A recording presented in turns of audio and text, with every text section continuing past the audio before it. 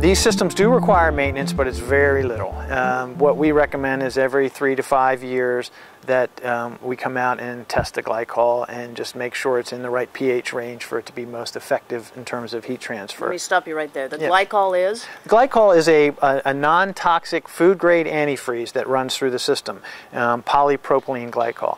And the reason for that is because your system is going to have fluid in it in the middle of the night in December. In this climate, it would freeze if it was water. So that fluid can, if it overheats extensively, it can break down and lose some of its heat transfer properties.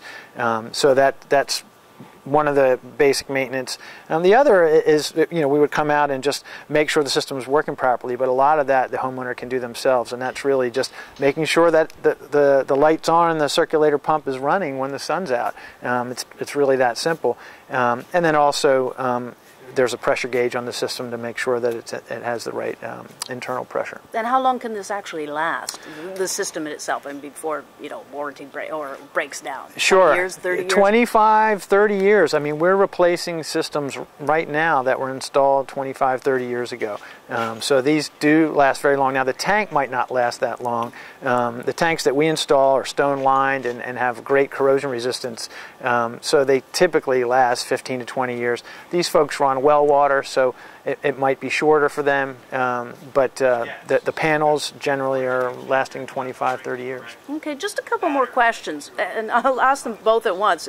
What about in the winter when there's not much sun? Are you going to lose hot water? And what about in the summer when the sun is out all the time? Can it overheat? Great questions.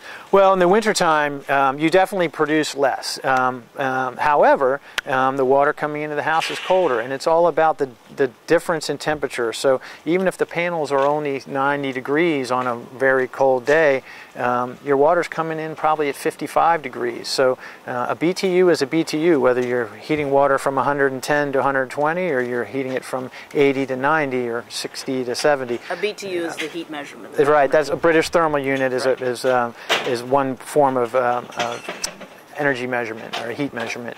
And so, yes, it'll produce less in the wintertime, but it will still produce and continue to save you money. And there's a backup, though. I mean, if it gets colder, right? I mean, there's something else that's got to kick in, isn't there? Right. By law, in this region, you have to have a backup, and our tanks have an electric element in the top. If the customer had a gas system, we would typically use 2 tanks. So we would feed solar-heated water into the cold side of their tank. And so if their tank ever needed to come on to raise the temperature up to the necessary temperature, it would only do so as necessary. And then you asked about the summer. Would it overheat? Systems can overheat, and we generally install flat plate collectors. There's another type of collector called an evacuated tube.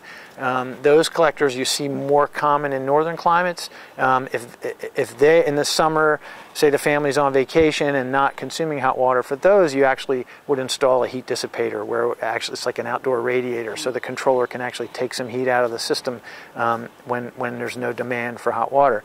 The flat plate collectors that we use are on the vast majority of our installs, they actually will allow the system to radiate heat at night. So the controller is smart enough where if this tank temperature hits the program maximum, say because the family's on vacation, then what it'll do is it'll take some heat out of the system at night by running the circulator pump. And you might think, well, that's wasteful because I'm running that pump at night. But really, the pump's about 30 watts, so it's like a half of a traditional light bulb. Rick Peters, thank you. Thank you.